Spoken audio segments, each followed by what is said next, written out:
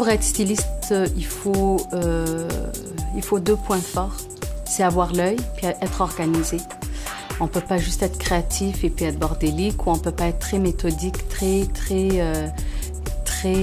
organisé puis ne pas avoir le côté créatif aussi. C'est sûr que le métier de stylisme, il y a plusieurs facettes. Il y a des gens qui font juste de la pub, il y en a qui font de la mode, il y en a qui font la télé, il y en a qui font les artistes, il y en a qui font il y a plusieurs déclinaisons d'être styliste.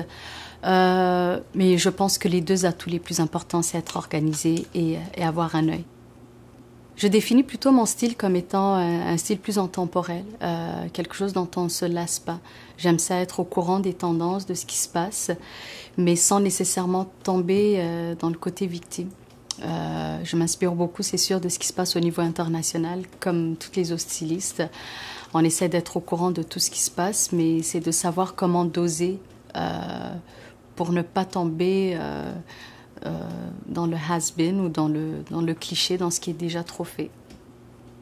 Un styliste, c'est plutôt une personne qui va arriver et qui va donner une direction à la collection. Le styliste est souvent là pour faire les looks, peut-être de la tête aux pieds. Okay, on va agencer tel top avec telle jupe, avec tel pantalon. Un styliste va plutôt donner une direction au niveau des accessoires, au niveau des chaussures, pour donner plus une direction. Si un designer décide de partir sur un trip années 50, ça prend pas juste les vêtements, il faut il faut le tout pour créer une image que quand la cliente va comprendre, il faut que la cliente comprenne tout de suite c'est quoi le thème du designer. Sinon, juste mettre les vêtements sans les accessoires, sans les vêtements, maquillage, coiffure, mannequin, le vêtement peut vivre par lui-même, mais ça aide à inspirer la cliente pour que justement elle puisse comprendre c'est quoi le thème. Et c'est ça la différence entre un styliste et un designer. Ils peuvent travailler en collaboration, monter une collection ensemble, où le styliste peut embarquer à la dernière minute pour compléter ou pour donner plus de direction à la collection. Moi, je pense que ce que j'aime avec le stylisme, c'est justement ce côté-là, l'adrénaline, d'être tout le temps en train de, je sais pas si suffoquer, c'est le terme que je devrais utiliser, mais d'être tout le temps en train d'essayer de trouver une solution, c'est un casse-tête.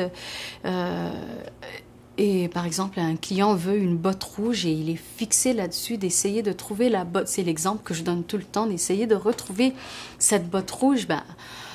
Tu as une journée, tu vas faire, tu as 2 jours, tu as 3 jours, tu vas fouiller, puis quand tu l'as finalement trouvé, je pense que c'est ce qui fait que ta journée est complète, où tu as l'impression que tu as plus ou moins réussi ta recherche, ton boulot, la finition ou la touche finale qu'il fallait pour finir un vêtement, un look, une image, une collection.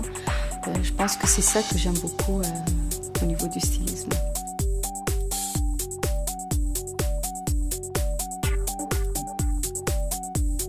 Mon nom c'est Azamit, je suis styliste.